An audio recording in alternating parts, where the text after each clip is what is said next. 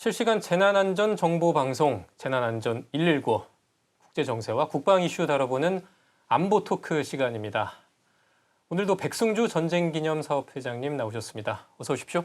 예, 안녕하세요. 지난번에는 회장님께서 북한과 일본의 관계 짚어주셨는데 오늘은 북러 관계 얘기를 해보려고 합니다. 좀 유엔 문제부터 얘기를 해보려고 하는데 유엔에 전문가 패널이란 게 있다고 들었습니다. 유엔 안보리 대북 제재 결의의 이행을 감시하는 역할을 한다고 하는데 이 전문가 패널 일반 분들은 좀 생소하신 분들도 있어서 무슨 일을 하는 곳인지 먼저 얘기해 주실 수 있을까요? 이 전문가 패널 기본적으로 자문하는 일을 합니다. 어떤 자문 일을 하느냐? 대북 제재가 진행되고 있는데 유엔 결의안에 따라 대북 제재와 관련해서 자문하는 일을 하는데 유엔 안보리가 결의해서 대북 제재 위원회가 있고 대북 제재 위원회가 또 다른 결의해서 자문위원회를 구성하도록 돼 있는데 이게 2009년 두 번째 북한이 핵실험하고 나서 만들어진 거죠. 그 구성 멤버를 보면은 그 핵을 가진 5개 나라, 미국, 중국, 러시아, 영국, 프랑스에다가 일본, 한국, 싱가포르의 핵 문제 전문가들로 이렇게 구성됐다고 이렇게 보면 됩니다. 이 구성되는데 위원들의 임기가 1년이어서 1년마다 이렇게 임기를 갱신해야 되는 그런 경우인데 하는 일은 유엔 회원국들이 유엔 안보리 결의안을 지켜야 될 의무가 있거든요. 그 의무를 성실하게 지키는지를 점검하고 거기에 따르는 특이 사항들 또 이해 실태 이런 것을 자문위원 전문가들이 보고서를 만들어서 안보리에 제출하는 그런 일을 합니다. 자문하는 활동을 하고 있다 이렇게 이해하시면 되겠습니다. 임기가 이번에 끝났다고 하셨는데 그렇다면 임기를 연장을 할 수도 있잖아요. 그런데도 불구하고 이번에 그 활동을 종료하기로 했다라는 거 좀 어떻게 봐야겠습니까? 예, 전혀 예상하지 못했던 일은 아니고요. 네. 그 러시아가 매년 이제 임기가 1년씩 갱신해야 되는데 3월 달에 보통 임기를 연장하기 위한 안보리 새로운 결의가 필요해요. 회의 결의가 필요한데 표결이 필요한데 러시아가 거부권을 행사했습니다. 지난달 28일에 그 8명의 위원들 임기를 연장하는 문제를 임기를 연장하는 회의를 또 열어야 되는데 거기에 참여해야 하는 러시아가 거부권이 있는 러시아가 안 나오니까 거부권 행사를 했어요. 그래서 자동적으로 새로 위촉을 8명 위원들의 자문위원들의 임기가 연장되지 않음으로써 활동이 사실상 이번 달 말로 이렇게 종료되는 그런 상황에 놓이게 됐습니다. 사실상 러시아의 거부권 때문에 이런 일이 그렇습니다. 벌어지게 된 건데 결과적으로 북한 입장에선 이런 러시아의 이런 행동 때문에 제재의 감시망을 벗어나게 된 거 아닌가 이렇게 생각할 수도 있을 것 같아요.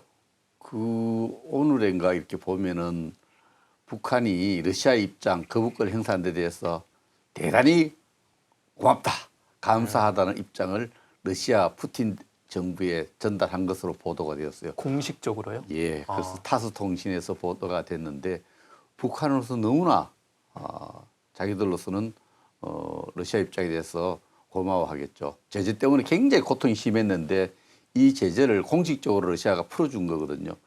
이 고기를 잡는 데 사용되는 것이 그물 아닙니까? 이 그물에 구멍이 나면은 그물 자체가 쓸모가 없어지는 거예요. 그렇죠.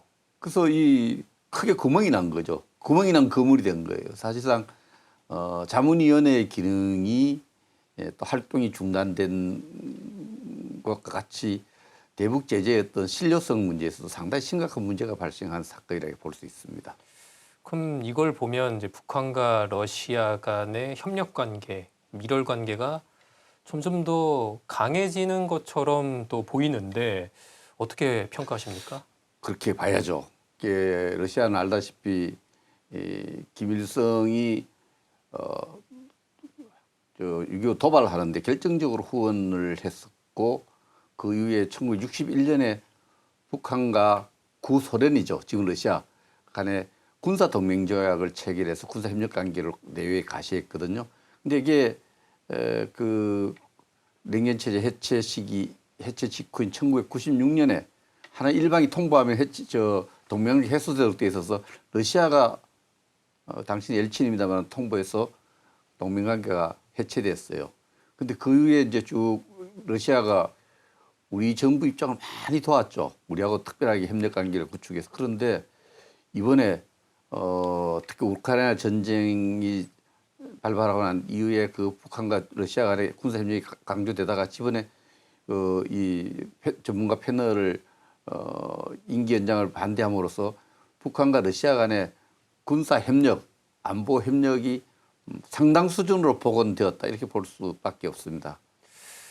그렇게 이제 북한과 러시아가 서로 간의 협력을 강화하게 되면 각각의 나라에게 미치는 영향들이 많을 것 같은데 각각 또 하나씩 한번 짚어보죠. 일단 북한 입장에서 이 러시아와 협력이 굉장히 좀 탄탄해지면 막대한 뭐 경제적인 이득 이런 것들을 얻지 않을까 싶은데 뭐 구체적으로 어떤 게 있을까요? 그 북한이 가장 고통스러운 건 유엔 제재로 통해서 경제난이 심화되어서 주민들에게 배급을 못해서 주민들의 이탈이 굉장히 중성심 이탈이 좀 굉장히 심각해져서 체제를 유지하는데 굉장히 어려움을 겪었어요. 우리가 이걸 좀 어려운 북한 전문가들 체제의 내구력, 체제가 버텨낼 수 있는 힘이 이제 굉장히 약해져 가고 있던 아주 위기의 국면에서 러시아로부터 이렇게 군사협력의 대가로 식량과 또 필요한 생활 필수품과 또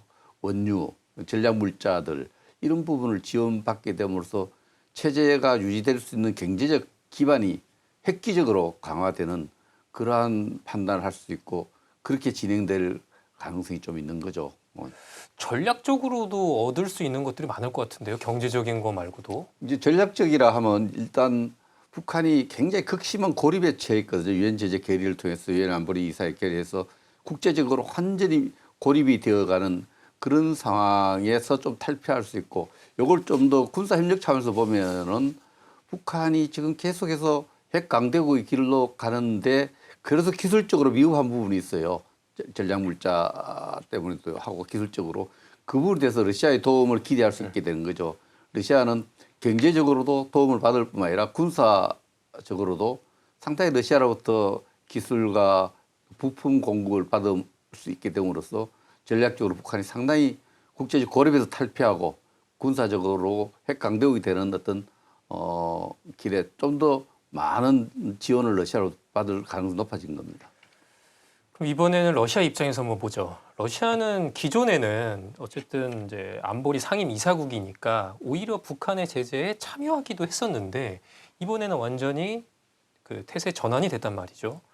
러시아 입장에서 뭘 바라고 이렇게 했겠습니까? 러시아는 이제 푸틴이 사실 2000년부터 집권했어요.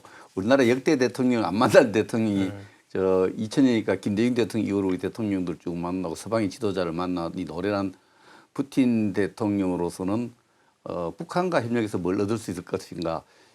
경제적으로 재건하기 위해서 서방과 협력이 필요했는데 지금은 이제 우크라이나 전쟁을 하고 있지 않습니까?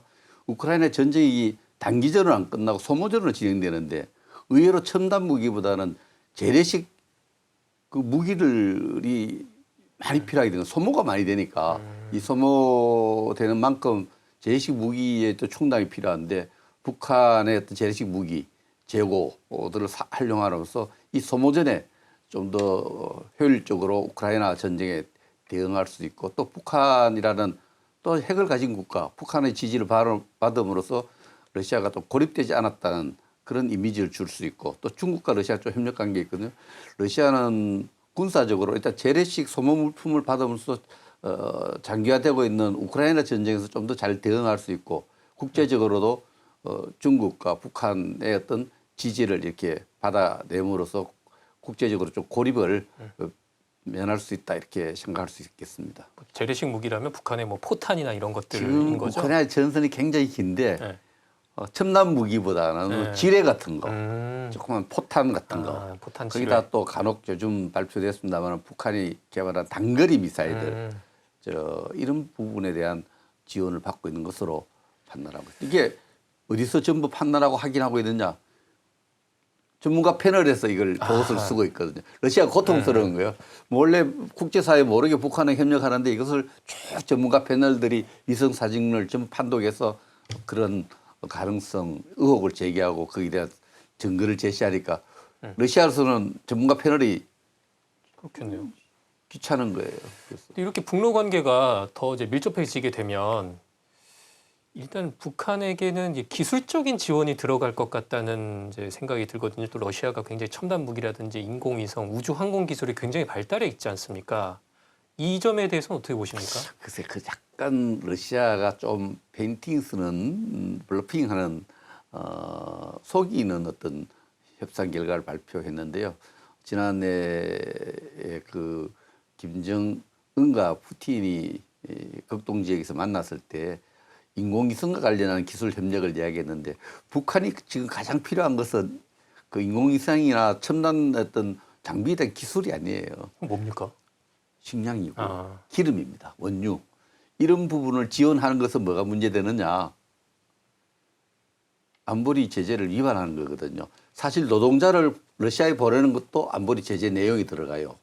그렇기 때문에 러시아는 안보리 그 당시까지만 해도 김정은과 만났을 때만 해도 공개적으로 우리가 유엔 제재를 위반하고 있다 이런 이미지를 주기 싫었던 거예요. 그래서 인공위성은 약간 상업적 인공위성, 민간 인공위성 이것도 부품이 때문에 미사일과 관련된 부품이 때문에 제한되어 있지만 우리는 인공위성과 관련된 협력을 원한다 이렇게 했는데 제가 판단하고 그 뒤에 진행된 상황을 보면은 북한의 재래식 물자와 북한이 필요로 하는 식량과 원유의 맞교환을 이렇게 볼 수밖에 없습니다. 그렇군요.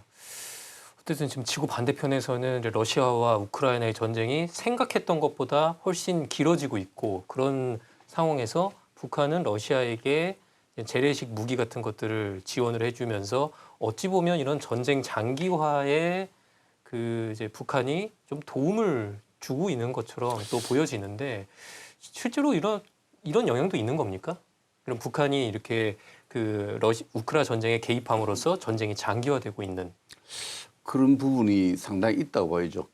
그러나 이게 북한이 러시아를 이렇게 무기를 제공하는 것이 러시아와 그 우크라이나 전선의 전황에 게임 체인지는 아니에요. 보조적 수단이지 주력 수단은 아닌데 그러나 이것이 그 러시아의 전선 변화에 큰 게임 체인지는 아니지만은 북한 체제의 생존에는 굉장히 게임 체인지가 되고 있어요. 북한이 거의 지금 경제난 때문에 수비 넘어가는 순간인데 우크라이나 전쟁 때문에 러시아로부터 일단 물자를 받고 또 러시아로 인해서 국제 제재 체제가 와해됨으로써 이것이 하나의 북한 체제의 생존에는 내구력 확보, 체제를 버티는 힘을 확보하는 데 굉장히 게임 체인저가 되지 않겠느냐.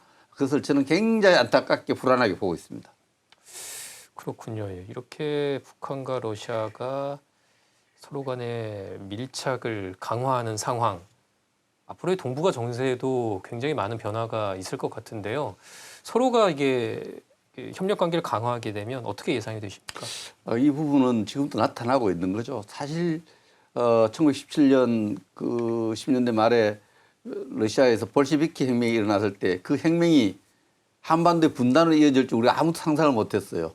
우크라이나 전쟁, 러시아하고 전쟁이 일어났을 때 이것이 한반도 정치에 이렇게 심각한 영향을 미칠 거라고는 우리가 안보 전문가도 그렇게 생각하는데 이게 장기화됨으로써 러시아 북한의 군사협력 관계가 1996년 이전 수준으로 복원되고 그에 따라서 미국과 중국이 또 갈등을 겪고 있잖아요. 이 와중에 또 중국이 미국이 싫으니까 러시아 또 협력 관계가 구축되어서 동북아 전체에서 하나의 냉전 체제가 굉장히 심화되고 이것이 글로벌 차원에서도 하나의 진영 대결 되면서 이 동북아에서 냉전 체제와 대결 구도 진영 대결이 심화되면은 우리가 원하는 통일 문제를 해결하고 한반도의 또 번영을 만들어내는 데는 부담이 되는 요소죠. 그래서 우리 안보에는 굉장히 부담을 줄 것으로 생각하고 여기 잘 지혜롭게 대처해갈 때가라고 생각합니다. 그렇게요. 굉장히 어렵네요. 또 북러 관계는 그렇고 뭐 지난주에도 말씀해 주셨지만 또 북한과 일본도 서로 간에 어쨌거나 물밑 접촉들을 하고 있고 그렇습니다. 또 대중 관계도 있고 점점 이제 동북아시아에서 우리가 또 균형 외교라든지 어떤 좀 스탠스를 취해야 하는지 굉장히 점점 어려워지는 것 같은데 이번에는 조금 좀 다른 질문 좀 드려보도록 하겠습니다. 엊그제였죠. 그 2일 이제 북한이 이제 신형 중장거리 고체 연료 극초음속 탄도미사일의 시험 발사에 성공했다 이렇게 공개를 했습니다. 화성포 16 나형이라고 부르던데요. 이 미사일은 좀 어떻게 평가하십니까?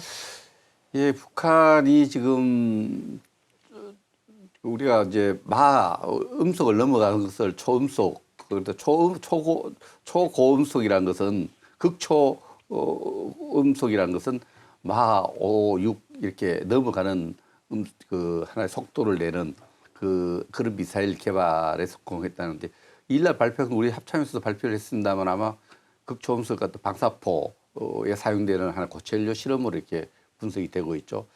우리가 북한이 개발하고 있는 것이 영어 표현으로 KN-23 이스칸데르 미사일급인데요. 이스칸데르 미사일과 이렇게 KN 계열로 나가는 것은 단거리 미사일이죠. 예, 단거리 미사일. 네. 신형 새로운 보통 80년대 단거리 미사일 90년대 개발했는데 새로운 형태의 단거리 미사일인데 이 미사일의 특징은 뭐냐면은 러시아가 개발했던 것이 이스칸데르 미사일이라 있습니다. 이 미사일은 패트리어트 미사일이 요격하는 거거든요. 중간에 인터셉트하는데 이 러시아가 개발했던 이스칸데르 미사일은 이 고도를 상하로 좀 움직이고 속도를 빨리 가다 늦게 가다 빨리 가다 늦게 하면 중간에 요격하는데 굉장히 어려움이 있는 거예요. 요격을 불가능하게 할 수 있는 그런 기술들이에요. 이런 기술을 접목시키는 그런데 지금 북한이 2일날 발사하고 또 이전에 발사한 것은 결국은 우리가 갖고 있는 요격 체제, 패트리어트라든지 다른 요격 체제를 무력화시키거나 그걸 피해서 공격하기 위한 거기 때문에 여러 가지 도발을 할 때 우리의 어떤 요격을 무력화시키면서 공격할 수 있는 전술적 능력을 강하게 한 미사일로 봅니다. 그러니까 러시아의 기술을 어느 정도 북한이 배워서 그런 형태의 미사일을 만들었는데 예, 그렇습니다. 예, 그게 좀 특이하게 뭐 올라갔다가 내려갔다가 하면서 제가 듣기로는 변칙 기동이라고 그렇죠. 부른다고 변칙 기동 뭐 우리도 그런 네. 미사일을 개발하고 있습니다만은 이게 어떻게 되냐면은 1987년에 레이건하고 고르바초프가 중거리 미사일 제한 협정을 맺어요. 예. 그랬는데 3년 뒤에 걸프 전쟁이 터진 거예요. 러시아 미사일 쏘니까 패트리어트라는 게 나타나서 그걸 다 잡는 거예요. 요격을 하니까 러시아가 여기에 반격을 가기 위해서 패트리어트에 안 잡히는 미사일 속도와 고도를 해서 변칙 운용함으로써 변칙 기동함으로써 패트리어트에 요격되지 않는 미사일 개발 이것이 러시아가 해체되고 그 기술이 북한으로 좀 간 거예요. 북한이 새로 그것을 계속해서 실험하고 있는 겁니다. 이렇게 보면은 북한의 미사일 기술이 점점 이제 업그레이드되고 발전을 하고 있는 상황인데 우리의 대응 좀 이제 마지막 질문입니다만 여기에 대해서 어떻게 우리가 대응을 해야겠습니까? 지금 북한이 지금 대북 제재 유엔의 안보리 대북 제재가 그물망이 찢겨져서 대북 제재도 신뢰성을 잃고 또 러시아의 지원을 받는 입장에서 제가 볼 때는 또 푸틴이 최근에 북한 핵 보유 국가를 인정하는 발언을 했거든요. 북한 핵을 대화와 외교 협상으로서 북한 핵을 해결하기 좀 어렵다. 이럴 때는 어떻게 했냐? 철저하게 군사적 대비를 해야 돼. 핵을 가진 국가, 핵을 전술적 사용할 수 있는 대비해서 우리가 그걸 무력화시킬 수 있는 우리의 방위 태세를 갖춰야 되죠. 거기에서 한미 연합 태세에 같이 가야 되고 핵을 실제로 사용할 수 있다는 걸 전제하에 거기에 군사적 대비를 철저히 하고 만약에 핵을 만지작거리면 북한 체제를 소멸시킬 수 있는 능력을 계속 보여줘야 됩니다. 그런 군사적 대비를 강화하는 거 우선적으로 해야 된다 이렇게 생각합니다. 알겠습니다. 점점 이게 동북아 정세가 좀 복잡해지면서 우리가 좀 어떻게 대응해 나가야 되는지 많은 것들을 좀 시사하는 것 같네요. 네, 오늘은 여기까지 듣도록 하겠습니다. 지금까지 백승주 전쟁기념 사업회장님이셨습니다. 오늘 말씀 고생하셨습니다. 예.